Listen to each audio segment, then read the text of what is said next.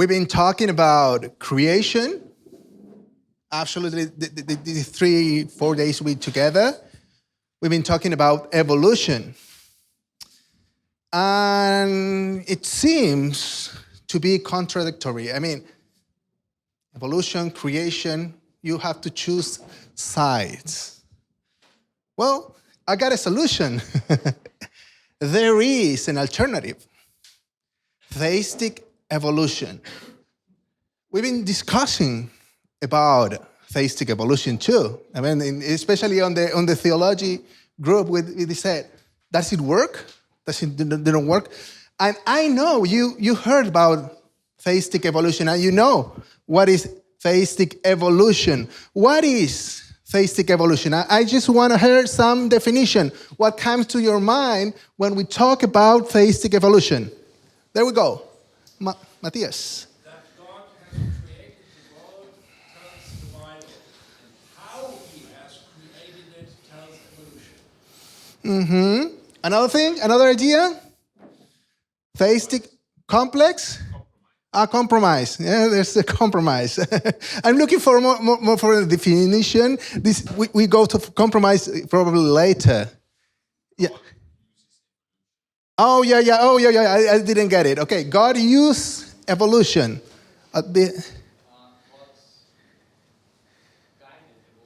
God's guide evolution. Depend. Oh, there we go. God started life as simple organisms, and then evolution took over after that. Thank you very much. The last one, anyone? No? Deus ex machina. God, and then everything started. Depends our approach, depends what we think, depends how we get to theistic evolution.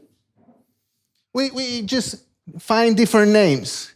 Theistic evolution, theistic evolutionism, evolutionary creation, God-guided evolution, intermediate models. So there is a wide different approaches to this God guiding evolution, or this is evolution guided by God. But basically, we got two things together. And when it came to this idea, I have to just thank Ed for all his philosophical history about why we believe what is the worldview we have today. We got here a basic principle who is not new. The Bible and you remember? This came from the Middle Age.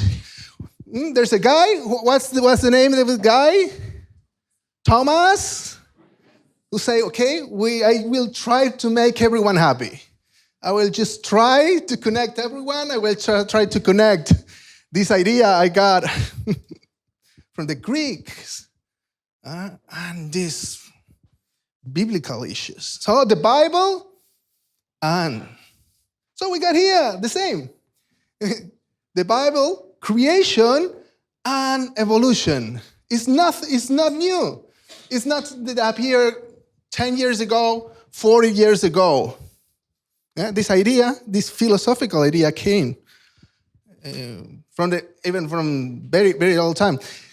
To study epistemology, to study the story of knowledge, help us to understand why we got this kind of issue. It's not because we just have a society to try to make everyone happy. It's not because I say, okay, I got evolution, I got creation, I will try to put it together. No, there is a philosophical approach behind that.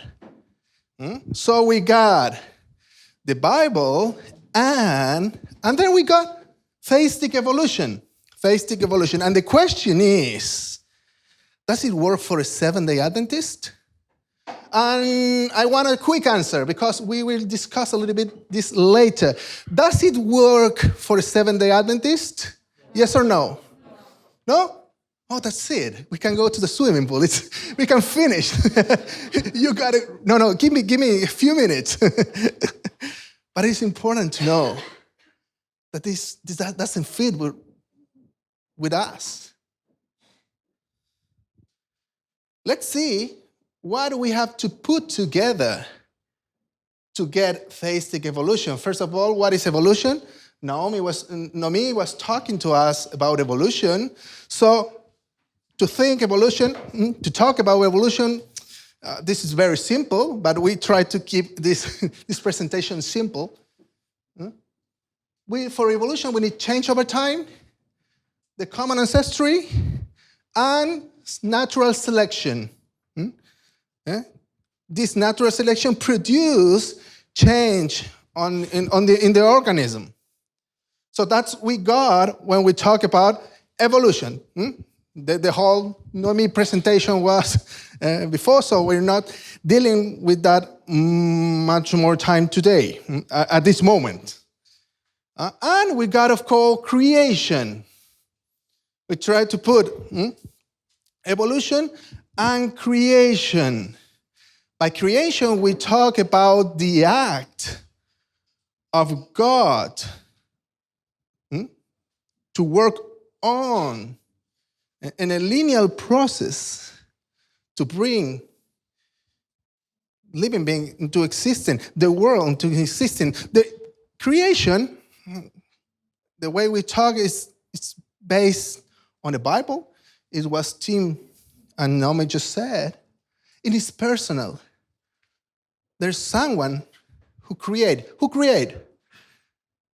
Bereshit bara, in the beginning, God create. It's personal. Someone intelligent is involved in the process of creation. And of course, it's linear. There is a period. We got determined time. Genesis 1 and 2 describe the process of creation. And we can see creation through all the Bible, from the very beginning up to the end, the book of Revelation.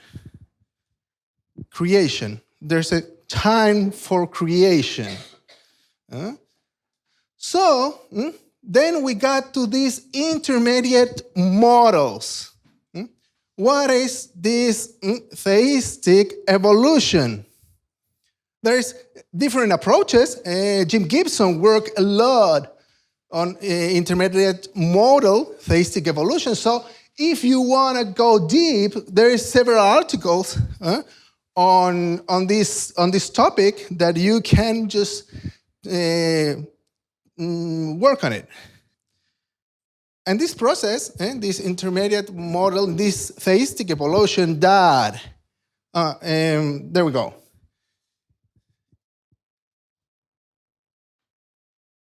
Involve direct creation. We can divide it in direct creation, a gradual, continuous evolution. When we talk about direct creation, of course, we got two creations. The gap theory. There is a place where is a time and a place where God just create, and then it happened. We got a gap, a long ages after God just returned and continue the creation. Two creations. There's one of these intermediate models. And we got also the mutable creation over a long ages. And the day is not a day. The day, it means ages.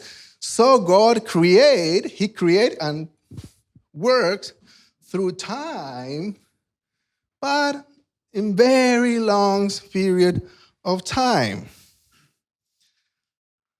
And of course, we got a gradual continuous evolution. We got evolutionary creation that is involved.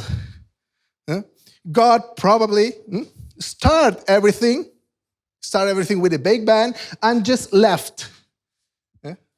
And he's just see how it goes.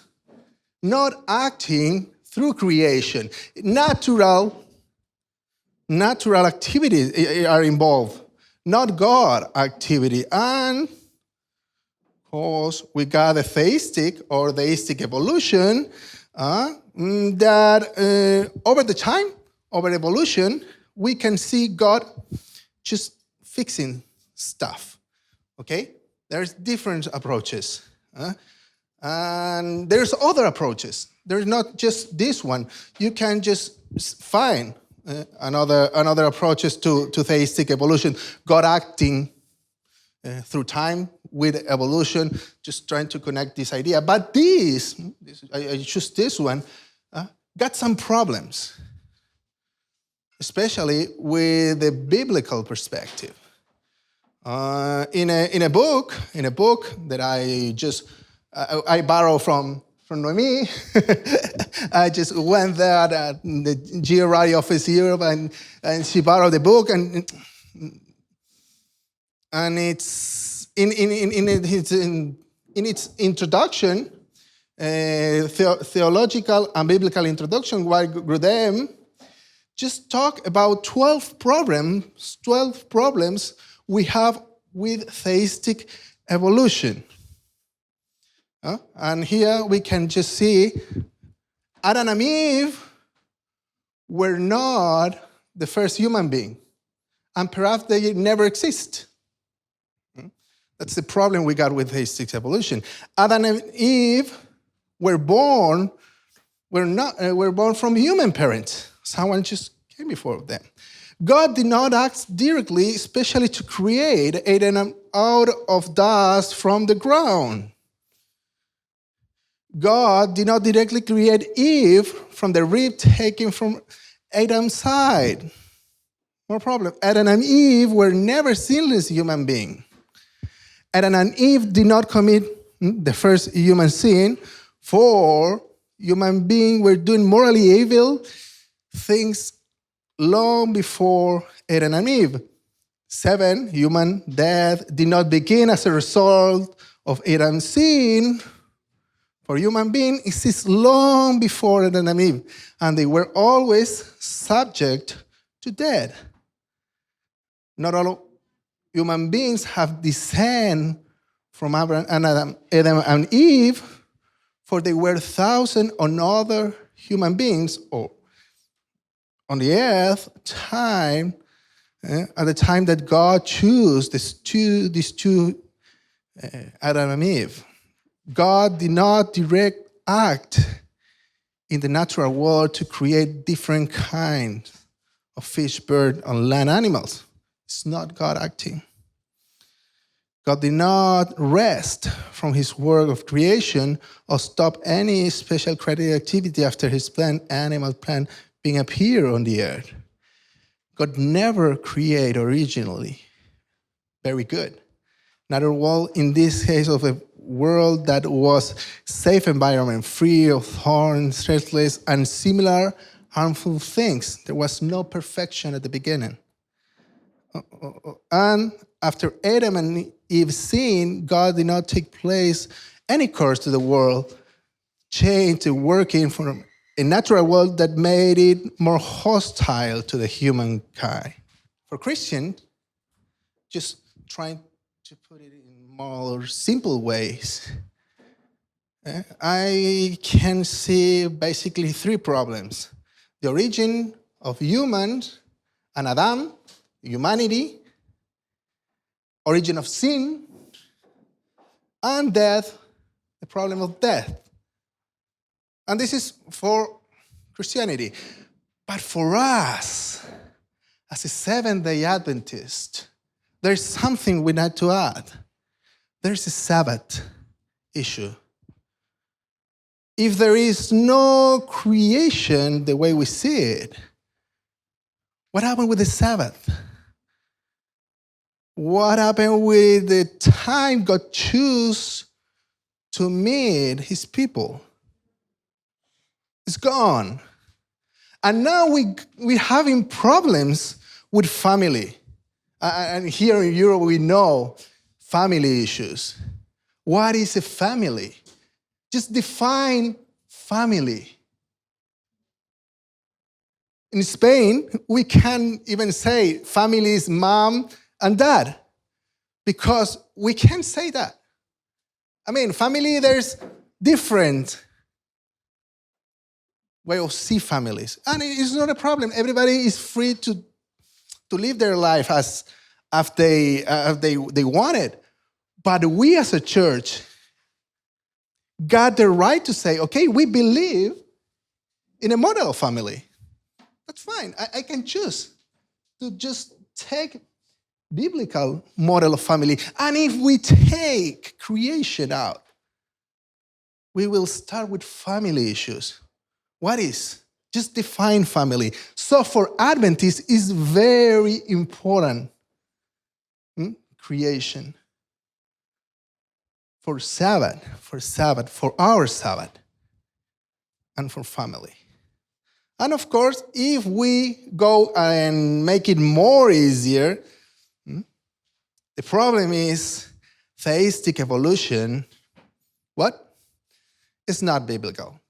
I mean, theistic evolution is not a theory. It's an hermeneutic and moral. So it's the way we understand, or we just try to understand evolution with the Bible.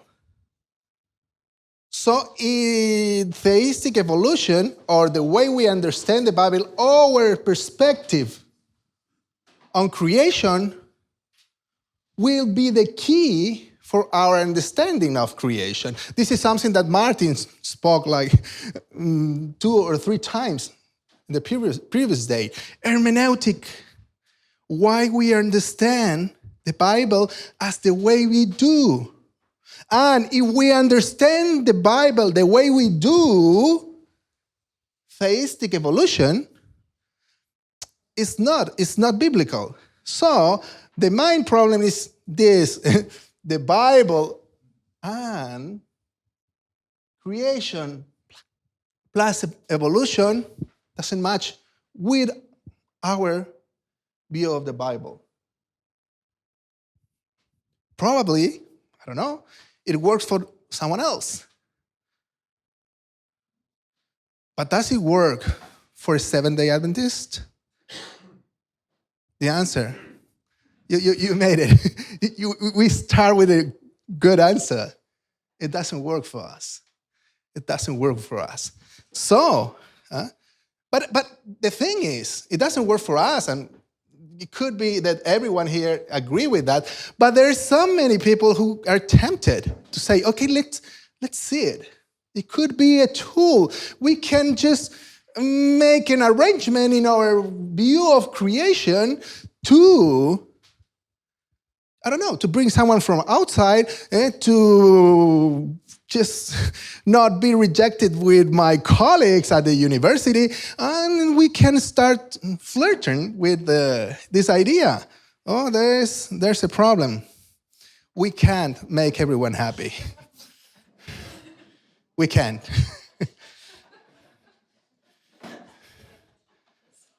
So, and it is not a problem that we just try to be good in good relationship with people who do not think like we do, but I do believe it's